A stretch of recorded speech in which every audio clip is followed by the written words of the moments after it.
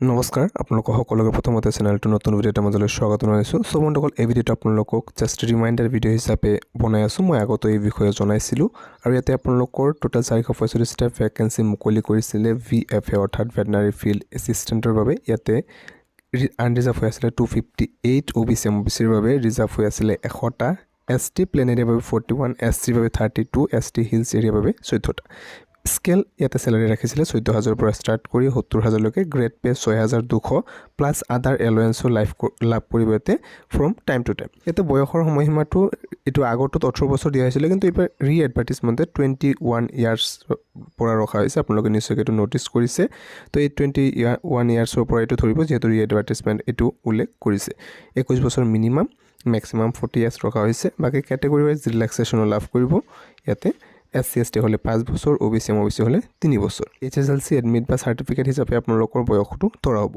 কোৱালিফিকেশ্যনৰ ক্ষেত্ৰত আপোনালোকক আগতে জনাইছোঁ, আপোনালোক সকলোৱে নিশ্চয় জ্ঞাত যে ইয়াতে VFA অৰ্থাৎ ভেটেনাৰী ফিল্ড এছিষ্টেণ্টৰ 1 ইয়াৰৰ ট্ৰেইনিং কোৰ্চ কৰা হ'ব লাগিব। বহুতে এতিয়াও হয়তো কনফিউজনত আছে এতিয়ালৈকে, যিটো হায়াৰ ছেকেণ্ডেৰী পাছ কৰিছে ছায়েন্স লাগে তেওঁলোকে এপ্লাই কৰিব পাৰিব নেকি। তো আপোনালোকক মই পুনৰবাৰ জনাব বিচাৰিছোঁ, এইটো কোৰ্চ নহয়, এইটো ৰিক্ৰুইটমেণ্ট প্ৰচেছে হয়।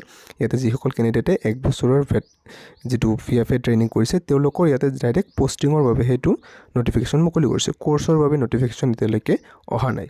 আৰু এই কোৰ্চটো তেওঁলোকে কৰিব পাৰে যিসকল কেণ্ডিডেটে হায়াৰ ছেকেণ্ডেৰী ছায়েন্স লৈ পঢ়িছে উইথ বায়'লজি ছাবজেক্টটো কম্পালচাৰী থাকিব লাগিব। ইয়াতে এপ্লাই কৰাৰ পিছত আপোনালোকৰ শ্বৰ্ট লিষ্ট কৰা হ'ব। শ্বৰ্ট লিষ্টৰ পিছত ডকুমেণ্ট ভেৰিফিকেশ্যন হ'ব আৰু ডকুমেণ্ট ভেৰিফিকেশ্যনৰ পিছত ইয়াতে যিটো আপোনালোকৰ এপইণ্টমেণ্টৰ বাবে এদিনাখন মিটিং ৰাখিব। আৰু তাৰপিছত ইয়াতে কৈছে যে শ্বৰ্ট লিষ্টেড কেণ্ডিডেট যিসকল আছে তেওঁলোকক ডকুমেণ্ট লাগিব age proof certificate, caste certificate যদি কোনো কেটেগৰীৰ পৰা বিলং কৰে, এডুকেশ্যনেল কোৱালিফিকেশ্যন চাৰ্টিফিকেট, লগতে VFA ট্ৰেইনিং কমপ্লিট হোৱাৰ চাৰ্টিফিকেটটো লাগিব। লগতে ডিক্লেৰেশ্যন ফৰ্ম ফিল কৰিব লাগিব, যিটো small family norms fill up কৰিব লাগিব। হাউ টু এপ্লাই ক্ষেত্ৰত কেনেকৈ কৰিব এইটো মই কৈছিলোঁ যে ইয়াতে আপোনালোকে প্ৰথমতে ষ্টেণ্ডাৰ্ড ফৰ্ম এখন ফিল আপ কৰিব লাগে। আৰু সেই এপ্লিকেশ্যন ফৰ্মখন আপোনালোকে গুগলৰ পৰা পাই যাব বা কম্পিউটাৰ দোকানত ক'লে আপোনালোকে ওলাই আনিব পাৰিব। সেই এপ্লিকেশ্যন ফৰ্মখন ফিল আপ কৰিব লাগিব।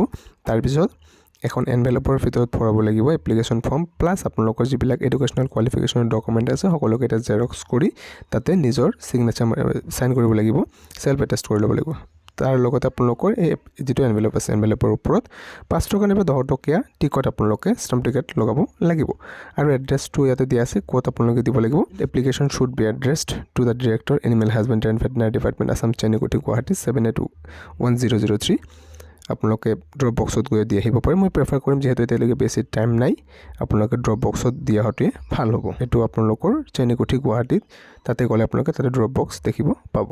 আৰু আপোনালোকে ফৰ্মখনৰ যিটো ফটো লগাব, ফটোখনৰ ওপৰতে নিজে এবাৰ ভালকৈ ছিগনেচাৰ কৰি দিব। আগতো মই এই সম্পৰ্কে ভিডিঅ' বনাইছিলোঁ আৰু মই এই ভিডিঅ'টো ৰিমাইণ্ডাৰ হিচাপে বনাই আছোঁ, যিহেতু লাষ্ট ডেটটো 18 মাৰ্চ ৰখা হৈছে। যদি এতিয়াও কোনো কেণ্ডিডেট বাকী আছে যিসকলে ইলিজিবল হয় কোৰ্চটো কৰি ৰখা আছে, যদিহে এপ্লাই এতিয়ালৈকে কৰা নাই, মই আপোনালোকক কওঁ যে অতি সোনকালে আপোনালোকে এপ্লিকেশ্যনটো কৰি আহিব। ড্ৰপ বক্সতো দিব পাৰে, আপোনালোকে নাইবা পোষ্টৰ দ্বাৰা দিব পাৰে, যিটো আপোনালোকৰ সুবিধা হয়।